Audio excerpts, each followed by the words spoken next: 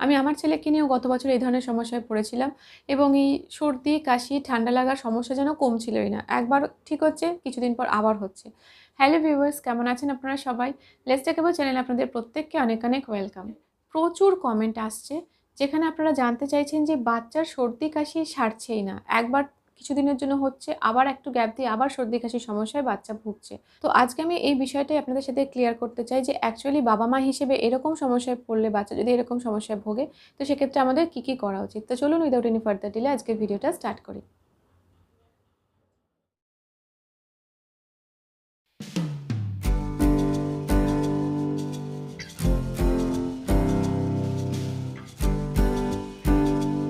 তো ভিডিওটা শুরু করার আগেই আপনাদেরকে বলি, এই শীতকালগুলোতে প্রচুর পরিমাণে কিন্তু বাচ্চাদের এই শ্বাসকষ্টের মতন সমস্যা, সর্দি থেকে সেটা বাড়াবাড়ি পর্যায়ে গিয়ে শ্বাসকষ্টের মতন সমস্যা হয়ে থাকে। ডক্টরে বলে দেওয়া একটা ইনহেলার বা নেবুলাইজার কিনে রেডি করে রাখাটা ভীষণ দরকার, এটা সাপোর্টে থাকুক। এরপর বাচ্চার সর্দি কাশি যদি হয়ে থাকে, তো সেক্ষেত্রে আমরা কি করতে পারি, আমি এখানে 4টে স্টেপস আপনাদের সাথে শেয়ার করছি।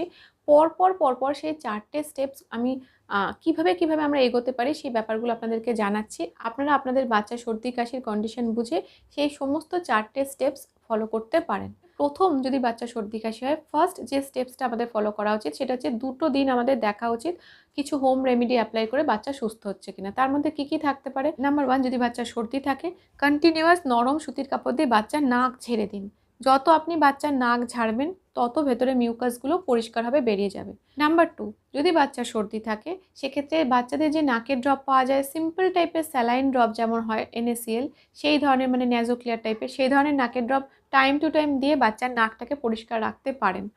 যদি আপনার বাচ্চার জন্য ডক্টর কিছু স্পেশাল টাইপের নাকের ড্রপ দিয়ে থাকেন, তখনই শুধুমাত্র সেই স্পেশাল টাইপের নাকের ড্রপ টাইম অনুযায়ী দেবেন।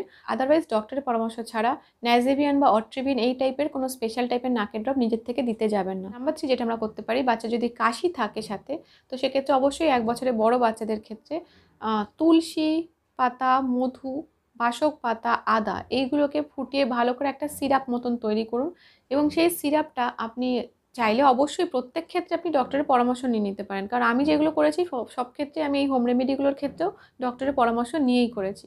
তো এরকম একটা সিরাপ মতন আমরা বানাতে পারি, সেটা বাচ্চাকে যতবার বাচ্চা মিল নিচ্ছে, ব্রেকফাস্ট হোক, লাঞ্চ হোক, ডিনার হোক, তার পরপর বাচ্চাকে খাইয়ে দিতে পারি। আর্লি মর্নিংয়েও খাইয়ে দিতে পারি। এই সিরাপ আমরা কিভাবে বানাতে পারি তার উপরে আমাদের চ্যানেলে ভিডিও আছে। যদি আপনারা ভিডিওটা না দেখে থাকেন, ভিডিওটা অবশ্যই দেখে নেবেন। ডেসক্রিপশন বক্সে আমি লিঙ্ক দিয়ে দেবো, সেখানে ক্লিক করলেও আপনারা ভিডিওটা দেখে নিতে পারবেন। 4 নাম্বার যেটা হোম রেমেডি হিসেবে করতে পারি, যদি বাচ্চার গলা ব্যথার সমস্যা থাকে, যদি দেখেন বাচ্চা খাবার খেতে গিয়ে বাচ্চার কষ্ট হচ্ছে, একটু হাঁ করে দেখে নেবেন টনসিল ফুলে আছে কিনা। এক্ষেত্রে বাচ্চা যদি একটু বড় হয়ে থাকে, তাহলে বাচ্চাকে কাঁচা পেঁয়াজের রস করে খেতে দিতে পারেন। যদি বাচ্চা আরও একটু বড় হয়, কাঁচা পেঁয়াজ জাস্ট বাচ্চাকে চিবিয়ে খেতে বলবেন। প্রচণ্ড ঝাঁজ মতন মনে হবে, কিন্তু ম্যাজিকের মতন কাজ করে গলা ব্যথা কমানোর জন্য এই কাঁচা পেঁয়াজের রস। কাঁচা পেঁয়াজের রস খাওয়ানোর পর আর কিছু বাচ্চাকে তখন খাওয়াবেন না। যাদের সর্দি কাশির সমস্যা হয়, শ্লেষ্মা বা মিউকাস হয়, এই সর্দি কাশির সমস্যা তার সাথে অ্যালার্জি, এগুলো না একসাথে একে অপরের সাথে কানেক্টেড, খুব সম্পর্কযুক্ত। কিছু খাবার আছে যেগুলো সমস্যাটাকে বাড়িয়ে দেয় ওই টাইমে আরও। তো যখন আপনার বাচ্চার এই ধরনের সমস্যা চলবে, তখন আমরা যে টিপসে যে খাবারের কথা বলবো সেগুলোকে একটু বন্ধ রাখতে পারেন ওই কদিন। যেমন ডিমের সাদা অংশ, চিংড়ি মাছ, বাদাম মানে আমন্ড বাদাম হোক বা এই ধরনের কোনো বাদাম এই সময় বাচ্চাকে না দেওয়াটাই ভালো।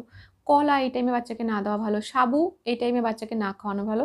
তো এই টাইপের খাবারগুলো ওই কদিন একটু বন্ধ রেখে দেখতে পারেন। বাকি সমস্ত মোটামুটি চিকেন, মাছ, ডাল, ভাত বাচ্চাকে রেগুলার খাওয়াতে পারেন। ওকে?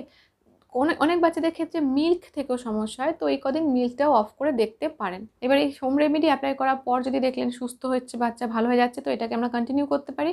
যদি দেখেন যে না, এই ব্যাপারটা একটু বাড়ছে, মানে সর্দি কাশিটা বেড়ে যাচ্ছে, কমছে না, তাহলে আমাদের সেকেন্ড স্টেপস যেটা ফলো করতে হবে সেটা হচ্ছে অ্যালোপ্যাথি ডক্টরের সাথে যোগাযোগ করতে হবে, পরামর্শ নিতে হবে ওনার। যদি আপনার বাচ্চার ভাইরাল ইনফেকশন হয়ে থাকে বা অন্য কোনো রকমের ইনফেকশন হয়ে থাকে, সেক্ষেত্রে আপার রেসপিরেটরি যে ট্র্যাক আছে সেখানে ইনফেকশন হতে পারে। তার জন্য ডক্টর আপনার বাচ্চাকে দেখে বুঝে, লাংসে কফ আছে কিনা দেখে বুঝে ডক্টর কাশির ওষুধ দিতে পারেন, অ্যান্টিবায়োটিক দিতে পারেন, ইনহেলার প্রেসক্রাইব করতে পারেন, নেবুলাইজার প্রেসক্রাইব করতে পারেন। বাচ্চার জন্য ডক্টর যেটাই প্রেসক্রাইব করবেন, টানা 4 দিন হোক, 5 দিন হোক, যতদিন সেই ওষুধের কোর্সটা উনি করতে বলবেন, টানা কোর্সটা কমপ্লিট করবেন এবং টাইম টু টাইম ডক্টরকে ইনফর্ম করবেন যে আজকে আপনার বাচ্চা এই অবস্থায় আছে, আপনার বাচ্চা এই অবস্থায় আছে।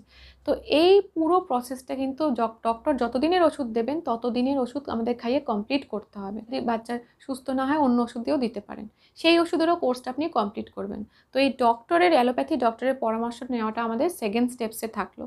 অনেকের ক্ষেত্রে কী হয়, এর পরেও আবার কিছুদিন পর সর্দি কাশি হয়। তো এর জন্যই যখনই অ্যালোপ্যাথি ডক্টরের ট্রিটমেন্ট করা কমপ্লিট হয়ে যাচ্ছে, কোর্স কমপ্লিট হয়ে যাচ্ছে, তারপর আমাদের থার্ড স্টেপসটা ফলো করতে হবে। এই থার্ড স্টেপসটা হচ্ছে ফার্দার যাতে বাচ্চা এইরকম সর্দি কাশি সমস্যায় না ভোগে বা যতটা কম ভোগে তার জন্য কিছু ব্যবস্থা নেওয়া। আমার বেবির ডক্টর কিন্তু নিজের থেকেই বলেছেন যে এখন ওষুধ অনেক দিন খেয়েছে, আর ওষুধ দেওয়া যাবে না, এবার হোম রেমেডি অ্যাপ্লাই করতে হবে। তো এইভাবে উনি হোম রেমেডি কিছু বলে দেন। ফলে অ্যালোপ্যাথি ওষুধ আমরা রেগুলার বেসিসে খাওয়াতে পারবো না, খাওয়াতে নেই, এই ব্যাপারটা আমাদের ধরে নিতে হবে। তো এই কারণে এই থার্ড স্টেপসে আমরা কী ব্যবস্থা নিতে পারি। নাম্বার 1, যদি শীতকাল হয়, বাচ্চার ত্বকে যদি সর্ষের তেল সহ্য হয়, তো 3 টাইমস বাচ্চাকে দিনের মধ্যে সর্ষের তেলের মালিশ করুন, হালকা গরম করে নিয়ে ভালো করে সর্ষের তেলে মালিশ করুন, গলা, পায়ের পাতা, হাতের পাতা। এর ফলে বাচ্চাদের ঠান্ডা থেকে যে সমস্যাটা সেটা হওয়ার সম্ভাবনাটা কম থাকবে। 2 নাম্বার যেটা করতে পারেন এই থার্ড স্টেপসে রেগুলার বেসিসে, সেটা হচ্ছে একবার বা দিনে 2 বার ওই যে রেগুলার যে সিরাপটার কথা বললাম না, বাসক, তুলসী, মধু, আদা দিয়ে ফুটিয়ে যে সিরাপ বানানো, সেটা রেগুলার বেসিসে বাচ্চাকে খাইয়ে যান। 3 নাম্বার যেটা রেগুলার বেসিসে এই থার্ড স্টেপসে আমরা ফলো করতে পারি, সেটা হচ্ছে একটু গরুর দুধের মধ্যে কাঁচা হলুদ, পিঞ্চ অফ কাঁচা হলুদ দিয়ে সেটাকে ফুটিয়ে সেই দুধটা বাচ্চাকে, হালকা হালকা গরম দুধটা বাচ্চাকে রোজ সন্ধ্যেবেলার দিকে খাওয়ানোর চেষ্টা করুন। 4 নাম্বার যেটা ফলো করতে পারি সেটা হচ্ছে রেগুলার বেসিসে বাচ্চাকে বাচ্চার বয়স বুঝে হাফ পেয়ারা অথবা গোটা পেয়ারা বীজ ছাড়িয়ে খেতে দিন রেগুলার বেসিসে। এবং যাদের পেটের খুব সমস্যা তাদেরকে দরকার নেই, তো এই পেয়ারা রেগুলার বেসিসে বাচ্চাকে খেতে দিন। এবং লেবু, পাতি লেবু বিশেষ করে ভাতে মেখে, ডালে মেখে, মাছের ঝোলে মেখে দুপুরবেলার দিকে বাচ্চাকে খেতে দিন। এই পেয়ারা লেবুর মধ্যে প্রচুর ভিটামিন সি আছে। এই দুটোই কিন্তু বাচ্চাদের ইমিউনিটি বুস্ট আপ করতে, সর্দি কাশির হাত থেকে বাচ্চাদের বাঁচাতে সাহায্য করবে। 5 নাম্বার যেটা আমরা রেগুলার বেসিসে এই থার্ড স্টেপসে রেগুলার বেসিসে ফলো করতে পারি, সেটা হচ্ছে বাচ্চার অ্যালার্জি হয় বা নর্মালি বাড়ির কারোর অ্যালার্জি হয়, অথবা নর্মালি বাচ্চার অ্যালার্জি হয় না, কিন্তু এই যে সমস্ত খাবারগুলো থেকে অ্যালার্জি বেড়ে গিয়ে তার সাথে সাথে ঠান্ডা লাগার মতন সমস্যা বা লক্ষণগুলো দেখা দিয়ে থাকে, সেই ধরনের খাবার দাবারগুলো যে বাচ্চাদের খুব সহজে সর্দি কাশি হয়ে যায় তাদের ক্ষেত্রে একটু অ্যাভয়েড করার চেষ্টা করুন। যেমন আমন্ড বাদাম হতে পারে, সেটা ডিমের সাদা অংশ হতে পারে, কলা হতে পারে, এই ধরনের কিছু খাবার। ধুলো, ময়লা যেগুলো থেকে অ্যালার্জি হয়ে থাকে অনেক বাচ্চাদের, কিছু গন্ধ যেগুলো থেকে হাঁচি শুরু হয়, কিছু লোশন যেগুলো থেকে বাচ্চার সমস্যা হতে পারে গায়ে মাখানোর ফলে, এই ধরনের প্রোডাক্ট যেগুলো আর কি অ্যালার্জি করে থাকে, ধোঁয়া, তুলো বা রোঁয়া উঠছে সোয়েটার থেকে, কম্বল থেকে, এই ব্যাপারগুলোর থেকে বাচ্চাকে দূরে রাখুন। তো অ্যালার্জি যেগুলোর থেকে হয়, অ্যালার্জির ফলে এই শ্বাস নেওয়া, শ্বাসকষ্টের সমস্যা, সর্দি কাশির সমস্যা বেড়ে যায়। তো এই কারণের থেকে বাচ্চার সমস্যা বেড়ে যেতে পারে বা বেড়ে যাচ্ছে, সেগুলো আপনাকে খুঁজে বার করতে হবে। যে শীতকালে বিশেষ করে অনেক বাচ্চাদের কোল্ড অ্যালার্জি থাকে, তো তাদের ক্ষেত্রে ঠান্ডা ঠান্ডা পরিবেশের থেকে বাচ্চাকে বাঁচিয়ে রাখুন। মুখটা কভার করে রাখবেন, ঘরের পরিবেশ গরম গরম রাখবেন।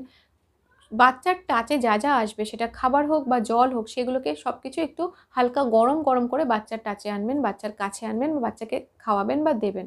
এই থার্ড স্টেপসে যেগুলোর কথা বললাম আপনাদের সাথে, সেগুলো যদি আমরা রেগুলার বেসিসে ফলো করতে পারি, তাহলে তুলনামূলক বাচ্চাদেরকে আমরা চট করে থেকে সর্দি কাশিতে ওরা ভুগছে, সেই সমস্যার হাত থেকে আমরা বাঁচাতে পারবো।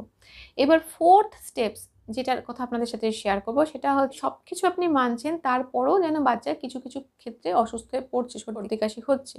তো ফোর্থ স্টেপসে যেটা আপনারা করতে পারেন, সেটা হচ্ছে একটা লং টার্ম ধরে একজন ভালো হোমিওপ্যাথি ডক্টর বা হোমিওপ্যাথি যে বিভিন্ন হসপিটালগুলো হয়, সেখানে একজন ভালো হোমিওপ্যাথি ডক্টরের সাথে এই বিষয়ে আলোচনা করুন।